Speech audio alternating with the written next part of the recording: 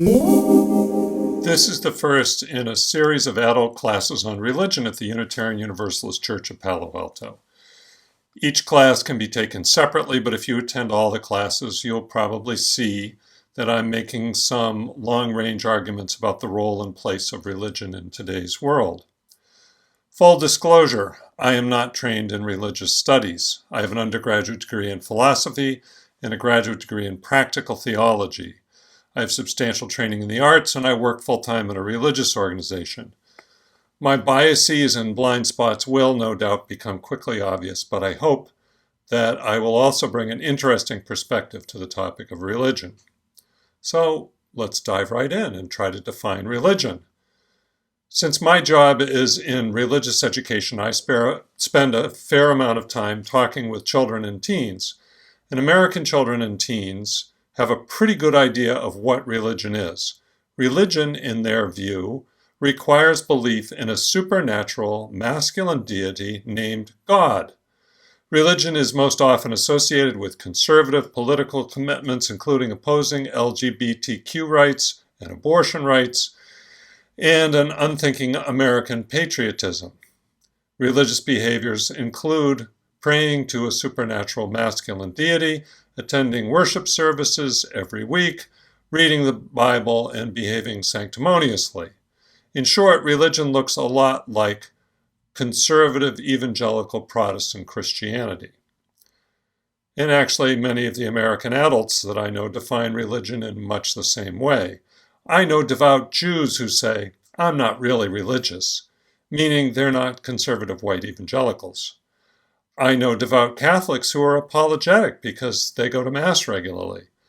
The few white conservative Christian evangelicals I know tend to be defensive about their religious commitment, which is not surprising, given how many other people don't want to be identified with white conservative Christianity. Mind you, these are all people who live in the United States. I'm not speaking about everyone in the world. On the face of it, it's obviously absurd to think that religion is the same thing as white conservative evangelical Christianity. Of course, there are many other religions besides Christianity, and of course there are non-white Christians and progressive Christians and so on. Yet, there is a grain of truth in the common perception that religion is the same thing as white conservative evangelical Protestant Christianity. We can trace that grain of truth back to the origins of the concept of religion. You see, religion is actually a fairly recent concept. It emerged from the European intellectual movement known as the Enlightenment. The concept of religion was originally formulated in part as a way to justify how emerging nation-states could accumulate power. Religious was defined as something separate from secular to set up two spheres of influence. The nation-state stayed out of the religious sphere, but at the same time the nation-state reserved the ultimate authority over coercive power, both within and outside its borders, to itself. You can find a good summary of this argument in the book The Myth of Religious Violence by William T. Cavanaugh. So when we say that we have freedom of religion, that's actually a way of saying that religions are prohibited from having any military or police power. It's also increasingly clear that nation-states, in fact, do have what can only be called religious rituals. In the United States, some of our holidays, and remember, holiday actually comes from the phrase holy day. Some of our holidays include veneration of quasi-deities, such as Abraham Lincoln and Martin Luther King Jr. We have huge temples dedicated to such quasi-deities, such as the Lincoln Memorial in Washington, and we have pilgrimage sites such as the Lorraine Motel in Memphis. I see a strong resemblance between United States civil religion and the way the ancient Romans venerated and deified their emperors and heroes. But to get back to the Enlightenment, while one purpose of the concept of religion was giving Enlightenment thinkers a way to better define the secular state, there was another, less savory purpose. The development of the concept of religion coincides with the development of European colonialism. The secular nation-states of Europe found that the concept of religion was a powerful tool for justifying and extending their colonial ambitions. The Europeans equated civilization with Christianity and therefore with what they called Christendom. There were Jews in Europe too, of course, and so Judaism was understood as a religion, though it was defined as an early predecessor to Christianity and therefore not quite the equal of Christianity. But what about all those other religions beyond Christianity? They were defined as primitive, heathen religions, and one of the justifications for colonialism was to extend Christendom, to extend civilization to the heathens. And those other religions could never match up to Christianity because the concept of religion had been defined using Christianity as its paradigm. So by its very definition, no other religion could be as much of a religion or as good as Christianity. So you can see when we say religion, we're using a concept that started out as a tool for justifying European colonialism, where the only real religion was Christianity, and anything else was there to be subjugated. No wonder we feel some visceral discomfort with the word and the concept religion. Then, as the Enlightenment continued, an increasing number of thinkers began to question the supernatural elements of Christianity. By the 19th century, the category of religion had been expanded to include Buddhism. Why Buddhism? Because Buddhism looked to some Western thinkers to be like Christianity with the yucky bits taken out. These Westerners claimed that Buddhism was more in tune with science, and they saw Gautama Buddha as Jesus without the miracles. What they were really doing was helping to invent a new movement that scholars now call Buddhist modernism. But in any case, at some point, Buddhism began to look enough like Christianity to these Western thinkers that it came to be accepted as another religion, as something more than heathenism. Eventually, Buddhists in Asia and elsewhere picked up on this idea, and now Buddhist modernism is everywhere. Another 19th century development led to European recognition of another religion. In the Indian subcontinent, a number of Indian leaders realized that their English colonial overlords guaranteed religious freedom. They then began defining some of their rituals and some of their religious groups and some of their philosophy as a generic sort of religion that became known as Hinduism. Thus, Hinduism as a world religion emerged during British colonial rule as a way for colonized peoples to enjoy some legally guaranteed religious freedom. During the 20th century, scholars added more world religions to their field. World religions were typically distinguished from so-called local religions. Thus, the Navajo religion would be considered a local religion because it only exists on the Navajo Indian Reservation, so said these religious studies scholars. But religions that spread to more than one locale had a chance of counting as world religions. Here again, Christianity remained the paradigmatic case for how religion is defined, because Christianity is a missionary religion, which means it can be spread over wide geographic areas. So too with Buddhism and Islam, the two other major missionary religions, which then could be defined as world religions. What's remarkable to me during the 20th century is the extent to which the religions of Africa and the African diaspora were utterly ignored by scholars of religion. Religions indigenous to Africa were dismissed by religion scholars as primitive religions or local religions. Religions of the African diaspora were at best called cults and so dismissed, or more often ignored altogether.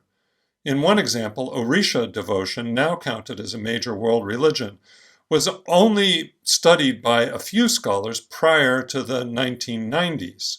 In another example, here in the United States, it's difficult to find books or unbiased coverage on African independent churches, also known as African indigenous churches, or a variety of new religious movements of the African diaspora in the United States. As a case study, I'd like you to consider the way that the Nation of Islam is covered in the popular imagination in the United States. Most people dismiss it out of hand as a violent racist cult. Those of us who know something more about the Nation of Islam might say, well, they can't be real Muslims because they don't read Arabic and they don't follow the 5 pillars of Islam, as if we, non-Muslims that we are, get to define what constitutes Islam. This attitude towards black religious groups reveals the colonial impulse that still lives within the concept of religion in the United States today. There's still this sense that we, as outsiders, get to judge other religions. And if we judge that some other religion is falling short in some way, then we can justify dismissing it or even using governmental authority to forcibly control it. In other words, the concept of religion is still used to justify a kind of colonization. There's plenty of scholarship to show how African Americans in the United States are treated as colonized peoples, and one of the ways that white people maintain colonial control over black people is the way that white people define black religion. So again, no wonder we feel discomfort with the word religion. But we should feel even more uncomfortable with the militant atheists. They claim to be not religious and claim they want to eradicate religion. Yet what they do reminds me of the conservative Christian evangelicals they profess to hate. To my way of thinking, the militant atheists look exactly like those purifying Protestants who want to get rid of everyone who doesn't believe what they believe. And too many of the militant atheists seem to believe in a scientific triumphalism that seems to me as unbelievable as conservative Christian theology. Instead of a big daddy God who's going to save us all from our sins, it's big daddy science that will save us from everything else instead. Worse still, some of these militant atheists want to get rid of religion, which is just too similar to the way European and American colonial powers wanted to get rid of other religions among their colonized peoples.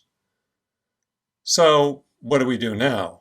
Should we just get rid of the concept of religion? There's a strong argument for that, but I think it's pretty unrealistic. So many people know what religion is. In some sense, they think they know what religion is. We can't just legislate religion out of existence.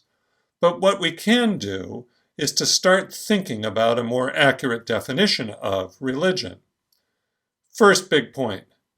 When deciding what gets to be a religion, we should be more inclusive rather than less inclusive.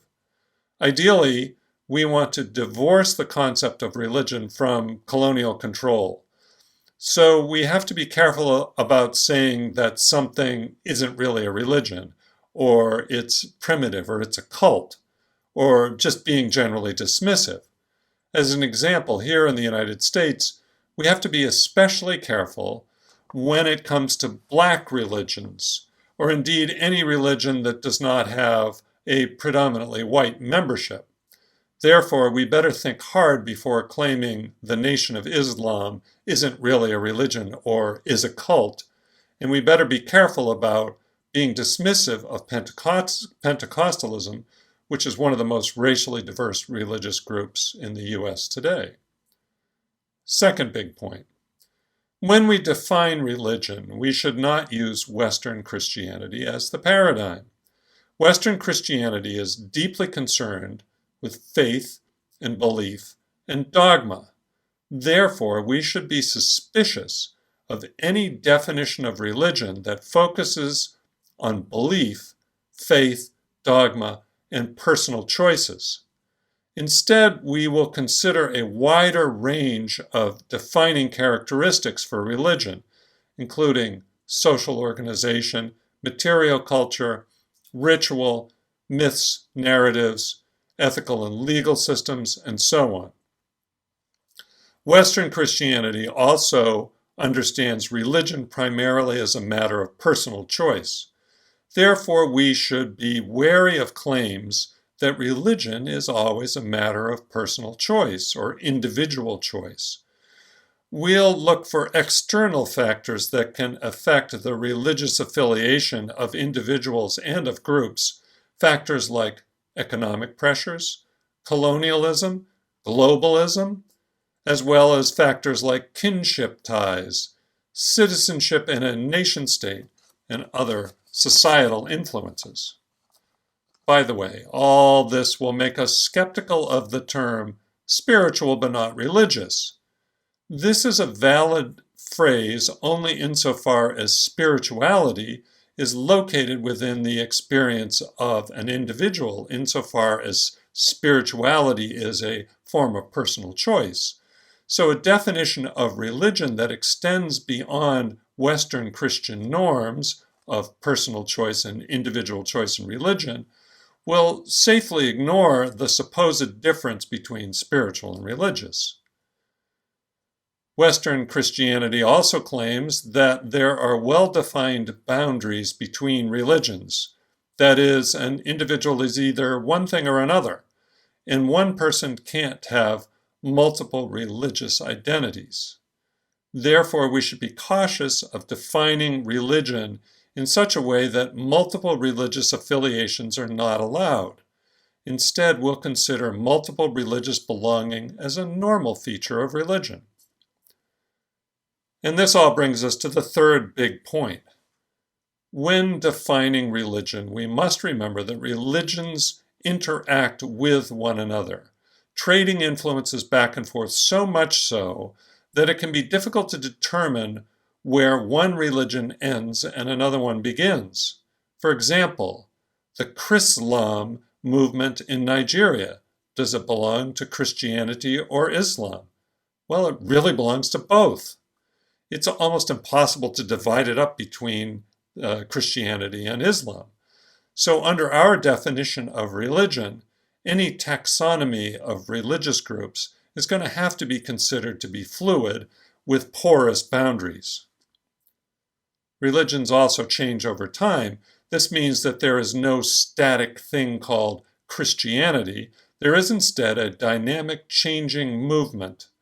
And religions also change radically in different cultural contexts, so that even within Christianity in one time period, the Quakers of suburban Philadelphia are going to be wildly different from Ethiopian Orthodox Christians of Addis Ababa. In short, our definition of religion must recognize that religion is characterized by change and dynamism. A fourth big point follows from some of the above points.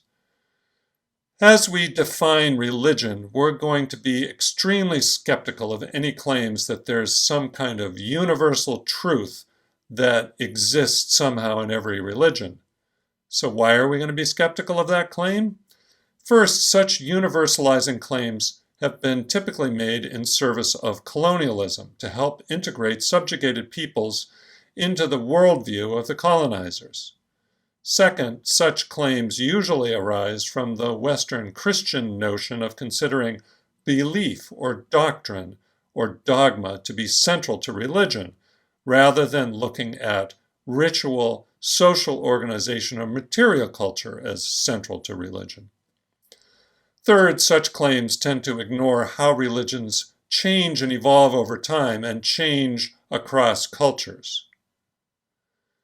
And then here's one final big point. Any definition of religion is liable to change over time and across different societies. So the very definition of religion is liable to change. If religion is a social construct, then it's going to be constructed by a social group, and it's going to be constructed differently by different social groups. As that social group changes over time, the social construct might change as well. And two different societies, for example, the US and China, are obviously going to come up with different social constructs at different times for what religion is, for a definition of religion. So here I am at the end of the time that I've allotted for this little mini lecture, and I still haven't defined religion. Yet I feel as though we made some progress. We know that religion is not the same thing as Western Christianity. We know that religions change over time and interact with one another. We know that belief and dogma is only a small part of religion, and we know that our investigations of religion have to look beyond belief to things like social organization, material culture, ritual, myths and narratives, ethics, personal and group experiences, and so on. So even though I haven't defined religion, at least I have some notions about how it might be possible to study religions.